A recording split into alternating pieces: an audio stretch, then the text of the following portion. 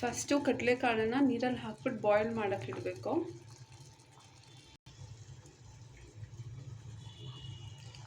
I have washed ಕಡಲೆಕಾಳು and then I put it for boiling.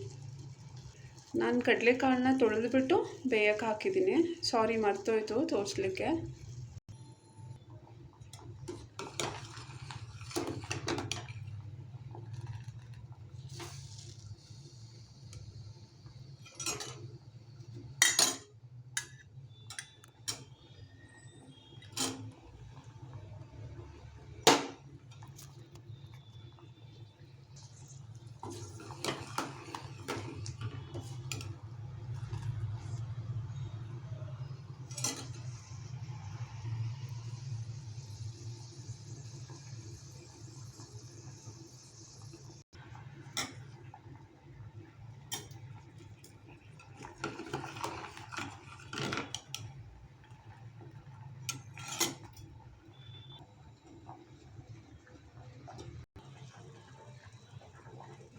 ಇದು ಉಪ್ಸಾರು ಖಾರ ಮಾಡಲಿಕ್ಕೆ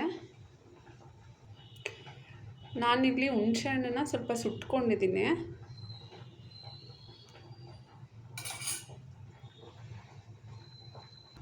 ಇವಾಗ ಚೆನ್ನಾಗಿ ಕುದೀತಾ ಇದೆ. ಇದರಿಂದ ಮೆಣಸಿನ್ಕಾಯಿ ತೊಗೊಳ್ಳೋಣ ಉಪ್ಸಾರು ಖಾರ ಮಾಡಲಿಕ್ಕೆ.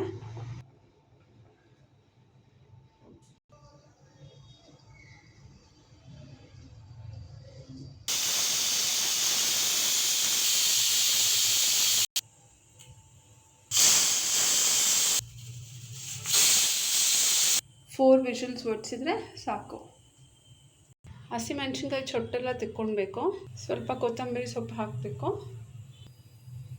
ಉಪ್ಸಾರು ಖಾರ ಮಾಡಬೇಕಾದ್ರೆ ಕೊತ್ತಂಬರಿ ಸೊಪ್ಪು ಒಂದನ್ನು ಬಿಟ್ಟು ಒಂದು ರೌಂಡ್ ಮಿಕ್ಸಿಗೆ ಹಾಕಿ ಚರ್ರ ಅಂತ ಅಣಿಸಿ ಇಟ್ಕೊಬೇಕು. ಐಮಂಟ್ರ್ ಅಂತ ಮಾಡಿಕೊಂಡು ಆಮೇಲೆ ಕೊತ್ತಂಬರಿ ಸೊಪ್ಪು ಫ್ರೆಶ್ ಆಗಿರಬೇಕು. ಸ್ವಲ್ಪ ನೀರು ಹಾಕ್ಬಿಟ್ಟು ಗ್ರೈಂಡ್ ಮಾಡಿದರೆ ಉಪ್ಸಾರು ಖಾರ ರೆಡಿ. ಉಪ್ಸಾರು ಖಾರ ಇಸ್ ರೆಡಿ. ಉಪ್ಸಾರು ಖಾರ ರೆಡಿ ಆಯಿತು.